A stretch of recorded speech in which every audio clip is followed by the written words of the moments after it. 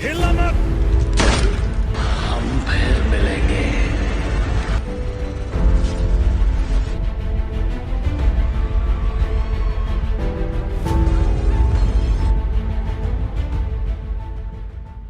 Movie की शुरुआत 2024 के समय को दिखाते हुए होती है, जहां पर हम देख पाते हैं कि फिलाडेल्फिया शहर पूरी तरह से ध्वस्त हो चुका है।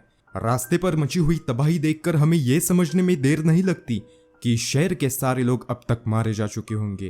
तभी सीन चेंज होता है और हम पहुंच जाते हैं 36 साल पीछे 1988 में। यहाँ पर हम देख पाते हैं कि कोई सरफिरा अनजान इंसान फिलाडेल्फिया शहर में खुले आम घूम रहा है। वही दूसरी तरफ हमें दिखाया जाता है कि एक आर्टिस्ट, एक कुक और एक बस ड्राइवर अपना डेली रूटीन फॉलो कर रहे थे कि तभी उन तीनों के नाक से अचानक ही खून बहना शुरू हो जाता है। देखते ही देखते इन तीनों लोगों की ऑन द स्पॉट मौत हो जाती है। यहाँ पर सीन चेंज होता है और हमारी मुलाकात इस मूवी के मेन कैरेक्टर थॉमस से होती है।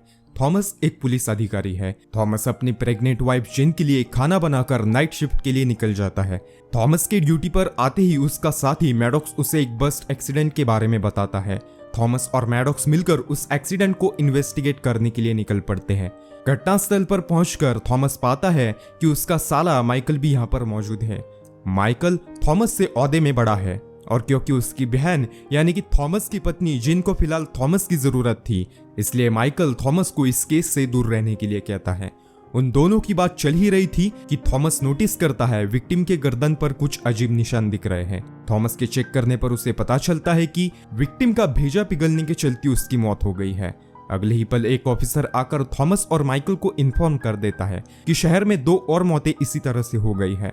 थॉमस के चेक करने पर उसे उन दोनों लाशों की गर्दन पर उसी तरह के निशान दिखते हैं जो कि उसने उस बस ड्राइवर के गर्दन पर देखे थे।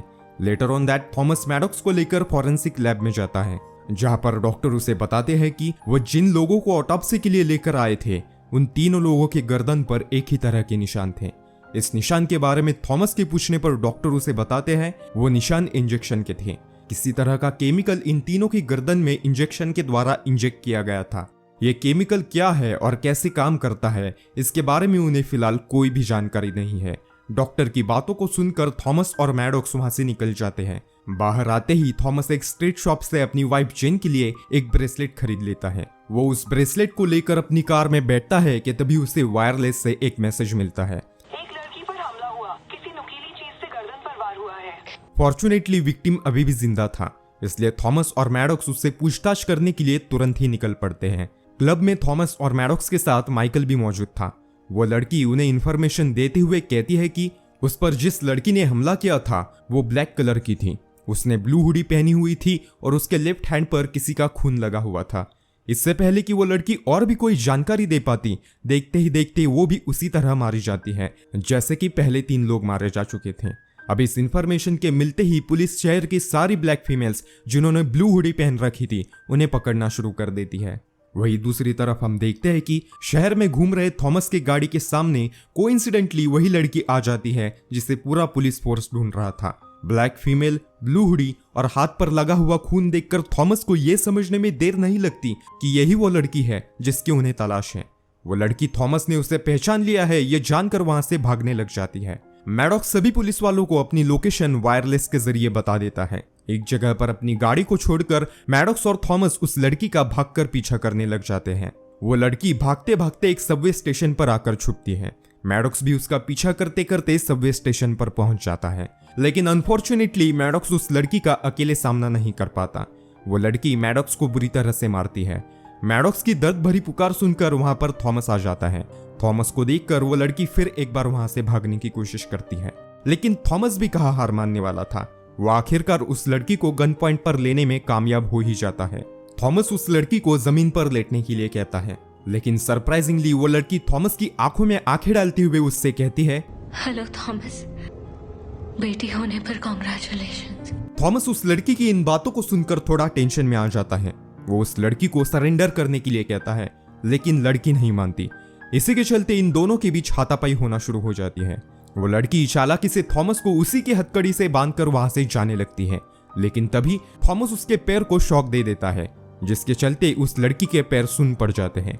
उसका अपने पैरों पर कोई भी कंट्रोल नहीं रहता। जिस वजह से वो ना चाहते हुए भी धीरे धीरे रेलवे ट्रैक की तरफ अपने आप ही बढ़ने लग जाती है। कोइंसिडेंटली उसी वक्त वहां पर ट्रेन आ जाती है और बैलेंस बिगड़ने के चलते वो लड़की सीधा ट्रेन से जाकर टकरा जाती है। अपने आंखों के सामने हुई इस मौत को देखकर थॉमस अपने किए पर पछताता है। थॉमस वहां रुककर कुछ फॉर्मेलिटीज पूरी कर रहा था कि उसका एक साथी पुलिस ऑफिसर आकर उसे कहता है, अरे थॉमस, तुम यहाँ पर क्या कर रहे हो? तुम्हारी पत्नी जिन को लेबर पेन के चलते हॉस्पिटलाइज्ड किया है, ये तुम्हें किसी ने बताया नहीं? इस बात को सुनकर थॉमस तुरंत ही हॉस्पिटल के लिए निकल जाता है। हॉस्पिटल में पहुंचते ही थॉमस से एक पुलिस ऑफिसर पूछताछ करने के लिए आ जाता है। वो उसे बताता है कि लड़की के एक हाथ में गोली मिली है, कहीं वो तुमने तो नहीं चलाई?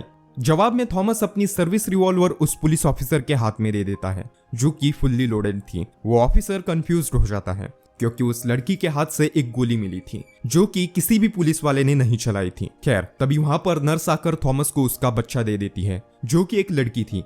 थॉमस उसे लड़की हुई है ये जानकर खुश तो था, लेकिन उतना ही हैरान भी, क्योंकि 1-1.5 घंटे पहले उस लड़की ने इसके बारे में उसे सबवे स्टेशन पर पहले ही बता दिया था।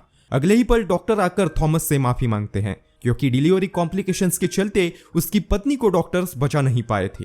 जिनकी मौत की खबर मिलते ही थॉमस और माइकल पूरी तरह से टूट जाते हैं। खैर, यहाँ पर सीन चेंज होता है और हम पहुंच जाते हैं 9 साल आगे, यानी कि 1997 में। हम देख पाते हैं कि थॉमस की बेटी एमी अब बड़ी हो गई है। टीवी में दिखाया जा रहा था कि आज ही के दिन उस मिस्टीरियस लड़की की मौत हो गई थी, इसलिए ब्लैक कम्युनिटी के लोग सरकार के खिलाफ प्रदर्शन कर रहे थे। उन्हें थॉमस को इस काम के लिए सरकार से प्रमोशन मिलने पर आपत्ति थी, लेकिन सरकार अपने फैसले पर यह कहकर कायम रही कि थॉमस ने जिस लड़की को मारा है वो कोई साधारण लड़की नहीं बल्कि एक हत्यारी थी। एनीवेज, थॉमस अपनी बेटी को लेकर जिन के ग्रेव पर आता है, लेकिन वहां पर किसी ने जिन के ग्रेव पर पहले ही फूल रखे हुए थे। ये देखकर थॉमस सरप्राइज्ड हो जाता है क्योंकि आमतौर पर जिन के ग्रेव पर थॉमस के सिवा कोई नहीं आता था। ऑफिस पहुंचने पर थॉमस इसके बारे में मैडॉक्स और माइकल से पूछता है, लेकिन दोनों भी इस बात को यह कहते हुए मना कर देते हैं कि नहीं, आज हम ग्रेवयार्ड पर गए ही नहीं थे। आज जिस मर्डर को इन्वेस्टिगेट करने के लिए थॉमस आया था वो किसी चौंकाने वाले काम से कम नहीं था, क्योंकि विक्टिम का मर्डर बिल्कुल उसी तरह से किया गया था जैसे कि कुछ लोगों का 9 साल पहले हुआ था। विक्टिम के गर्दन पर 3 निशान थे और उसकी दिमाग पिघलने के चलते मौत हो गई थी। जब थॉमस और माइकल सीसीटीवी फुटेजेस चेक करते हैं तब उन्हें उसी लड़की की तरह एक और लड़की ब्लू हुडी पहनी हुई दिखाई पड़ती है, लेकिन ये कैसे पॉसिबल है? वो लड़की तो 9 साल पहले ही मारी जा चुकी थी। खैर, थॉमस और माइकल को लगता है कि ये कोई उन प्रदर्शनकारियों में से सरफिरी लड़की होगी जो पहले वाली लड़की की कॉपी करके फिर एक बार शहर में दहशत फैलाना चाहती है। थॉमस इस रहस्य को सुलझाना चाहता था, इसलिए वो ऑफिस लौटकर 1988 के उस केस की सारी पुरानी फाइल्स रीचेक करने लग जाता है। उसे 9 साल पहले ट्रेन से टकराकर मारी जा चुकी लड़की के सामान में से एक चाबी मिलती है। वो उस चाबी को एक पुलिस ऑफिसर को देकर उसे उसके बारे में इंफॉर्मेशन जुटाने के लिए कहता है। हम क्विक फ्लैशेस में देख पाते हैं कि शहर में फिर एक बार मर्डर्स का सिलसिला शुरू हो चुका था। इधर मैडॉक्स और थॉमस इसी केस को लेकर बात कर ही रहे थे कि वहां पर लेनिना आकर थॉमस से कहती है, मैंने इस चाबी के बारे में पता कर लिया है जो तुमने इंफॉर्मेशन निकलवाने के लिए दी थी। ये चाबी किसी छोटे प्लेन की है जिसका मॉडल जस्ट 1 साल पहले यानी कि 1996 में लॉन्च किया गया था। अब इस बात को सुनकर थॉमस सोच में पड़ जाता है, अगर इस चाबी का निर्माण 1996 में किया गया था तो यही चाबी 1988 में उस लड़की के पास कहां से आ गई? वो अपने इस सवाल का जवाब जानने के लिए उस एयरबेस पर जाने के लिए निकल पड़ते हैं जहां पर इस चाबी का एयरक्राफ्ट रखा हुआ था। लेकिन तभी रास्ते में उन्हें फिजिसिस्ट डॉक्टर नवीन राव मिलते हैं जो उन्हें ब्लड मून और सुपर मून के बारे में बताने की कोशिश कर रहे थे। डॉक्टर नवीन राव का कहना था कि जब 1988 में मर्डर्स हुए थे तब चंद्र ग्रहण लगा हुआ था और जब आज मर्डर्स हो रहे हैं ये समय भी चंद्र ग्रहण का ही है। उनकी थियरी के मुताबिक हर 9 साल में एक ऐसा समय आता है जब लूनार साइकिल अपनी पोजीशन में बिल्कुल सही टाइम पर पहुंच जाता है। तब ग्रेविटेशनल फोर्स इलेक्ट्रोमैग्नेटिक पॉकेट्स के साथ इंटरैक्ट करते हैं और इस संगम से बनता है एक तरह का ब्रिज। थॉमस कहता है, ब्रिज? किस चीज का ब्रिज? नवीन राव कहते हैं, एक अलग ही दुनिया में जाने का। जी हाँ दोस्तों, यहाँ पर टाइम ट्रेवल की बात की जा रही है। अब इन सारी बातों को सुनकर मैडॉक्स और थॉमस डॉक्टर नवीन राव का मजाक उड़ाते हुए वहां से निकल जाते हैं। एयरबेस पर पहुंचने पर वो दोनों पाते हैं कि गेट बंद है, इसलिए मैडॉक्स थॉमस को लौटने के लिए कहता है, लेकिन थॉमस नहीं मानता। वो जाली पर चढ़कर अंदर एंटर कर जाता है। मैडॉक्स बाहर ही रुककर थॉमस के लौटने का इंतजार करता है। इधर थॉमस के अंदर आते ही उसका फिर एक बार उसी लड़की से सामना होता है जिससे वो 1988 में मिला था।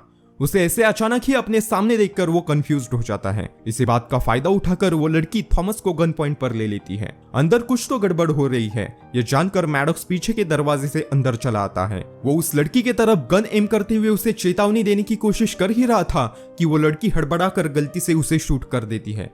अब तक सारी पुलिस फोर्स एयरबेस पर पहुंच गई थी। ऑफ कोर्स मैडॉक्स ने अंदर जाने से पहले उन्हें रिपोर्ट किया होगा। उन सभी पुलिस वालों से बचने के लिए वो लड़की थॉमस को बंदी बनाकर वहां से प्लेन लेकर भाग जाती है। आगे वो लड़की थॉमस को उसका पीछा बंद करने के लिए कहती है। वो कहती है कि वो जो कुछ भी कर रही है वो भविष्य में आने वाली आपदा को टालने के लिए कर रही है, इसमें उसके कोई गलत इंटेंशंस नहीं है। वो थॉमस के सामने ये बात रिवील कर देती है कि वो एक टाइम ट्रेवलर है। वो हर 9 साल में एक बार समय में कुछ वक्त के लिए पीछे आकर ऐसे लोगों को मार देती है जो आगे जाकर देश के लिए खतरा बनने वाले हैं। इससे पहले कि वो थॉमस से और भी कुछ कह पाती, उसका जाने का समय आ जाता है। इसलिए वो थॉमस को तालाब में गिराकर खुद आगे बढ़ जाती है। थॉमस तालाब से जैसे तैसे करके बाहर आता है। अगली सुबह जब माइकल क्रैश हुआ प्लेन देखकर उस लड़की की बॉडी खोजने की कोशिश कर रहा था, तब थॉमस माइकल को टोकते हुए कहता है, तुम्हें वो लड़की नहीं मिलेगी, ना तो जिंदा ना ही मुर्दा, वो चली गई। माइकल कहता है कहां? थॉमस कहता है भविष्य में। अब यहाँ पर फिर एक बार सीन चेंज होता है और हम पहुंच जाते हैं 9 साल आगे 2006 में। यहाँ पर हमें पता चलता है कि थॉमस अब पुलिस वाला नहीं रहा। वो हर वक्त बस इसी रहस्य को सुलझाने की कोशिश करता है कि आखिरकार वो लड़की थी कौन। इसी बीच वो डॉक्टर नवीन राव को भी खोजने की कोशिश कर रहा था, लेकिन डॉक्टर राव पिछले कुछ सालों से मानो गायब ही हो गए थे। हमें पता चलता है कि थॉमस ने इस केस के चक्कर में अपनी पर्सनल लाइफ बर्बाद कर रखी थी। उसकी बेटी एमी अब उसके मामा यानी कि माइकल के घर पर रह रही थी। एनीवे, ऐसे ही एक दिन थॉमस को हेरोल्ड नोवक नाम के एक व्यक्ति के बारे में पता चलता है, जिसकी मौत 1988 में बिल्कुल उसी तरह से हुई थी जैसे कि अन्य लोगों की। बस इस हेरोल्ड का पुलिस वालों के पास कोई भी ऑफिशियल रिकॉर्ड नहीं था। इन्फॉर्मेशन सही है या गलत ये जानने के लिए थॉमस हेरोल्ड की कब्र को खोदता है। हेरोल्ड के कंकाल को बाहर निकालकर थॉमस कंफर्म कर लेता है कि हेरोल्ड का भी खून उसी लड़की के द्वारा किया गया था। वो इसके बारे में और भी इन्फॉर्मेशन जुटाने के लिए हेरोल्ड की वाइफ के घर जाता है। हेरोल्ड की पत्नी उसे बताती है कि हेरोल्ड मरने से पहले किसी तरह का राष्ट्रवादी विचारों वाला ग्रुप चलाया करता था। वो किताबों के अंदर अपने खत छुपाकर लोगों को पढ़ने के लिए दे दिया करता था। वो कुछ राष्ट्रवादी विचारों की किताबें भी लिखता रहता था। हेरोल्ड के डॉक्यूमेंट चेक करने पर थॉमस को पता चल जाता है कि हेरोल्ड का कनेक्शन भी उसी लोगों के साथ था जिनकी 1988 और 1997 में मौत हो गई थी। थॉमस को हेरोल्ड की पत्नी जानकारी देती है कि जिस नेशनलिस्ट ग्रुप को हेरोल्ड चलाया करता था उसे फिलहाल उसकी एक्स चला रही है। क्योंकि आज फिर एक बार ब्लड मून होने वाला था,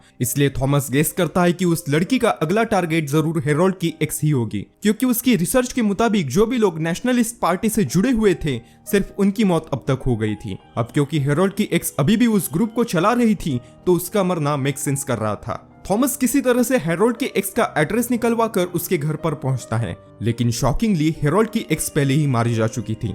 फिर एक बार थॉमस का सामना उस ब्लू हुडी पहनी हुई लड़की से होता है। वो लड़की थॉमस आ गया है यह जानकर वहां से भागने लग जाती है। थॉमस उसके ऊपर फायरिंग करना शुरू कर देता है। एज अ व्यूअर हम देख पाते हैं कि थॉमस के द्वारा चलाई गई एक गोली सीधे जाकर उस लड़की के हाथ पर लगती है। इसी वजह से 1988 में जब ये लड़की मारी गई थी तब पोस्टमार्टम में उसके हाथ से एक गोली मिली थी। खैर, फिर एक बार चूहे बिल्ली का खेल शुरू हो जाता है। वो लड़की आगे आगे और थॉमस उसके पीछे पीछे। उस लड़की का पीछा करते करते थॉमस एक गटर के पाइप में चला जाता है। अंदर जाने पर उसे वो लड़की एक टाइम मशीन में बैठी हुई मिलती है। वो उसे बाहर निकालने की कोशिश भी करता, उससे पहले एक तेज रोशनी के साथ वो लड़की मशीन के साथ गायब हो जाती है। 9 साल बाद फिर एक बार लौटकर इस रहस्य को सुलझाने की बात मन में ठानकर थॉमस वहां से चला जाता है। समय का पहिया फिर एक बार घूमता है। 9 साल बीतने के साथ अब वक्त आ चुका था 2015 का। अब स्ट्रेंजली 2006 में गायब हो चुके फिजिसिस्ट नवीन राव को हम देख पाते हैं। हमें पता चलता है कि नवीन राव एक ऐसा इंजेक्शन बना रहे हैं जिसकी मदद से किसी का भी भेजा पिघलाकर उसकी 3 से 4 सेकंड में जान ली जा सकती थी। दोस्तों, ये वही इंजेक्शन है जिसे वो भविष्य से आने वाली लड़की यूज किया करती थी। अब हम समझ पाते हैं कि क्यों 1988 में डॉक्टर्स विक्टिम्स की मौत की गुत्थी सुलझाने में अनसक्सेसफुल हो रहे थे, क्योंकि वो लड़की जिस केमिकल का यूज कर रही थी वो बना ही 2015 में था। तो 1988 में उसके बारे में पता न चलना मेक सेंस करता है। एनीवेज, वही दूसरी तरफ हम देखते हैं कि थॉमस उसी बीच पर कुर्सी डालकर बैठा हुआ था जहां पर उसका उस लड़की के साथ लास्ट एनकाउंटर हुआ था। हमें पता चलता है कि थॉमस की बेटी एमी की आज डिलीवरी होने वाली है। जी हाँ, थॉमस आज दादा बनने वाला था। एमी चाहती थी कि थॉमस कम से कम आज तो उसके साथ रहे, लेकिन थॉमस के लिए यह पॉसिबल नहीं था क्योंकि आज ही के दिन ब्लड मून होने वाला था और थॉमस को पूरा यकीन था कि वो लड़की आज जरूर आएगी। उसका अंदाजा सही निकलता भी है। वो लड़की अपनी टाइम मशीन के साथ उसी केव में फिर एक बार अपीयर्ड होती है। उसके बाहर आते ही थॉमस उसे गन पॉइंट पर ले लेता है। 27 साल, जिस रहस्य को सुलझाने में थॉमस ने अपनी आधी लाइफ बर्बाद कर दी, आज उस रहस्य से पर्दा उठने वाला था। वो उस लड़की से पूछता है, पिछले 27 सालों से आखिरकार ये चल क्या रहा है। अब दोस्तों यहाँ पर मूवी का मेन सीक्रेट रिवील होता है। वो लड़की अपना नाम रे बताती है। वो थॉमस से कहती है कि मैं आपकी पोती हूँ। जी हाँ, रे एमी की बेटी यानी कि थॉमस की नाती होती है। वो आगे कहती है, आप ही के कहने पर मैं भूतकाल में लोगों को मौत के घाट उतारने का काम करने आई हूँ। यहाँ पर रे भविष्य के थॉमस के बारे में बात कर रही है। वो उसे बताती है कि ये जो कुछ भी चल रहा है वो लोगों की जान बचाने के लिए चल रहा है, इसलिए वो उसे ना रोके। रे की इन सारी बातों को सुनकर थॉमस इमोशनल हो जाता है। वो रे से कहता है, मेरे वजह से तुम 1988 में मारी गई थी, इसलिए तुम वक्त में और पीछे मत जाओ। इस बात पर रे कहती है, अब ये सब मायने नहीं रखता। अगर मेरा फ्यूचर का वर्जन पहले ही मारा गया है तो मैं भी जरूर मरूंगी। हम इसे नहीं बदल सकते। इतना बोलकर रे वहां से अपने मिशन पर निकल जाती है। इधर थॉमस उसने 1988 में की हुई गलती पर रो रो कर पछतावा कर रहा था। थॉमस के लिए यह रे की आखिरी मुलाकात थी, तो रे के लिए यह थॉमस की पहली मुलाकात थी। हमें पूरी मूवी थॉमस के नजरिए से दिखाई गई है। जहां पर थॉमस के लिए वक्त आगे बढ़ रहा था, वहीं पर रे के लिए वो वक्त रिवाइंड हो रहा था। खैर, अब दोस्तों अगली सीन में सारी कंफ्यूजन दूर हो जाती है। वक्त है 2024 का। हमें पता चलता है कि रे जब 9 साल की थी तब एक इंसान ने यूएस के एक शहर डाउनटाउन में बॉम्ब ब्लास्ट कर दिया था, जिसमें 11,000 लोग मारे गए थे, जिसके चलते आगे जाकर अमेरिका में सिविल वॉर शुरू हो जाता है। पहले इंसान बर्बाद हो जाते हैं और बाद में देश। इसी आपदा को रोकने के लिए फ्यूचर के डॉक्टर नवीन राव टाइम मशीन बनाकर रे को भूतकाल में मिशन पर भेज देते हैं। रे का मिशन था कि जिन लोगों की वजह से सिविल वॉर हुआ है उन लोगों को भूतकाल में जाकर जान से मार देना, जैसे कि हेरोल्ड, जो कि एक कट्टरपंथी संगठन चलाता था। अगर हेरोल्ड की ही मौत हो जाए तो उसके विद्रोही विचार दब जाएंगे। वो ना तो कभी कोई बुक लिख पाएगा और ना ही अपना संगठन चला पाएगा, क्योंकि मूवी के स्टार्टिंग में हमने रे को 1988 में देखा था। इसका मतलब रे अपना मिशन पूरा करने में कामयाब रही थी, लेकिन अफसोस एंड में उसकी मौत हो गई। क्योंकि टाइम ट्रेवल एक वन वे जर्नी थी, इसलिए रे एक बार अगर पास्ट में चली आई तो वो फ्यूचर में नहीं जा सकती थी। इसलिए वो 1988 से शुरुआत करने के बजाय 2015 से पीछे जाना शुरू कर देती है, ताकि किसी कट्टरपंथी के छूटने की संभावना ही ना रहे। हम देख पाते हैं कि जहां पर मूवी की स्टार्टिंग शहर की तबाही को दिखाते हुए हो रही थी, वही दूसरी तरफ अब मूवी के एंड में उस तबाही को रिवर्स होते हुए दिखाया गया है। इसका मतलब टाइमलाइन चेंज हो गई। रे अपना मिशन पूरा करने में कामयाब रही। एनीवेज, मूवी फिर एक बार हमें थॉमस के प्रेजेंट में ले जाती है, जहां पर हम देख पाते हैं कि थॉमस हॉस्पिटल में अपनी आज ही जन्मी हुई पोती रे से मिलने आया था। रे को थॉमस के गोदी में दिखाते हुए यह फिल्म यहीं पर एंड हो जाती है। इसी तरह की और भी कहानियां सुनने के लिए अभी सब्सक्राइब करिए हमारे चैनल आई विटनेस एक्सप्लेनर को, और हाँ, बाजू में दिख रहा बेल आइकॉन दबाकर उसे ऑल पर सेट करना ना भूले। तो दोस्तों, आज के लिए बस इतना ही। मैं मिलता हूँ आपसे अगली वीडियो में किसी और कहानी के साथ। तब तक के लिए अलविदा।